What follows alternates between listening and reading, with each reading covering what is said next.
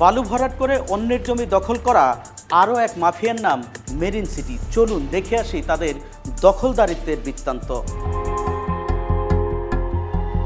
রূপগঞ্জের কাঞ্চন সেতু পার হয়ে জিন্দা পার্ক, আর জিন্দা পার্কের পাশেই মেরিন সিটি। নামের মধ্যে আভিজাত্য থাকলেও কর্মে দস্যুতা স্পষ্ট। কেনার জমির চেয়ে বেশি রেখেছেন দখলে। পরিবেশ, কৃষি জমি রক্ষাসহ গুরুত্বপূর্ণ বিষয়গুলোকে গুরুত্বহীন করে ফেলেছে ল্যান্ড মাফিয়ারা। কোনো বাছবিচার না করেই সমানতালে বালু ফেলেছেন অন্যের জমিতে। পরে সেই জমি নামেমাত্র মূল্যে বিক্রি করতে দিতেন চাপ, দেখাতেন ভয়ভীতি, চলত নির্যাতনও। 8-10 বছর ধরে আগে বইরা লাইছে, বইরা পড়ার জন্য ফলট করে লাইতে আছে। কোম্পানি 1-2 বিঘা হয়তো বা কিনছে, আর বেশি জায়গার মধ্যে বালু ফেলাইছে, জবরদস্তি আর কি। এমনি তরকারি হয়তো অন্য তরকারি, কিন্তু ধানটা বেশি। বালুর যে জমিতে ফেলছে ওই জমি কি আর ধান হয়? না, এটাতে আর ধান হওয়া সম্ভব? বালুর মধ্যে কি ধান হয়? চেয়ারম্যান আট করে লইছে, বুঝছো? এমপি আট তো বাধা দিব কেডা? বাধাটা দিব কেডা? মেরিন সিটির অবৈধ বালু ভরাটের কারণে আশপাশের বাড়িঘর, জমি ডুবে যায় একটু বৃষ্টি হলেই। বাধ্য হয়ে অনেকেই উঁচু করছেন নিজেদের ঘর। অনেক উঁচু করছেন কেন? এই বৃষ্টি লেগে পানি আসে, পরে ঘরের ভিতর পানি যায়। কোথাও কোথাও স্থায়ীভাবে পানি জমে থাকায় নষ্ট হয়েছে ফসলি জমি। ধানের জমি নষ্ট হলো কিভাবে? ধরেন 10-12 বছর আগের থেকে। হ্যাঁ, কিভাবে? ওই মেরিল সিটি বালুটা বইরা লাইছে, আল্লাহ অনেকদিন বইব।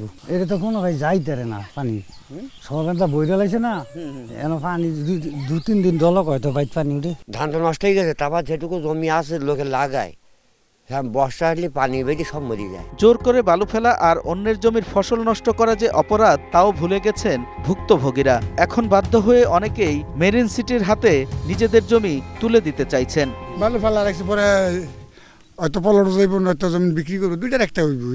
আজকে কালকে বেতন তো লাগবে। কিনছে এক ভাই, বইরা গেছে 2 ভাই। বালু তার বেড়া দিয়ে ফেলাই তারেন, হারা পাইপ ছাড়ছে, হ্যাঁ ওটা বইরা আরো 2-4 ভাই বইরা গেছে। নিচে কোম্পানি নিচে। কোন কোম্পানি? মেরিন কোম্পানি নিচে। মেরিন কোম্পানির মালিক কে? মেরিন কোম্পানির মালিকের নাম হইল মাহবুর।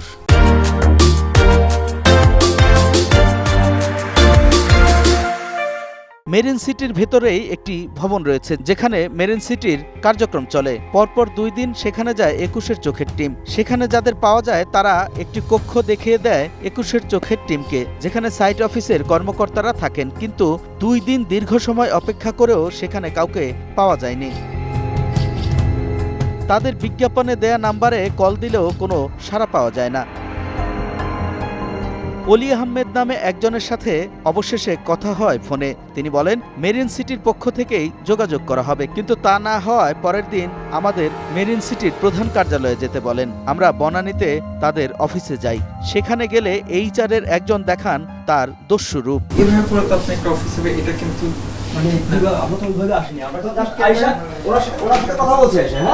উনি বললো যে এখানে বসেন, এখানে বসেন, আপনাকে কার্ড দিচ্ছি, কার্ডটা ভিতরে দিবে। তাহলে আমরা কিভাবে করলাম ভাইয়া? আচ্ছা, আমরা তো রুলস অনুসারে আসছি। পরে কথা হয় অলি আহমেদের সাথে। আমি তো আপনাকে বেশ কয়েকবার ফোন দিয়েছিলাম। না, আপনি ফোন দিয়েছিলেন ওই তার সাথে কথা হলো, আপনার প্রায় অন্য কেউ কি একটু কথা বলতে পারবে ওনার? না, সরাসরি উনি তো দেখে, এই কারণে উনি কথা বলবেন। পরে আর কোনো বক্তব্য দেননি তারা।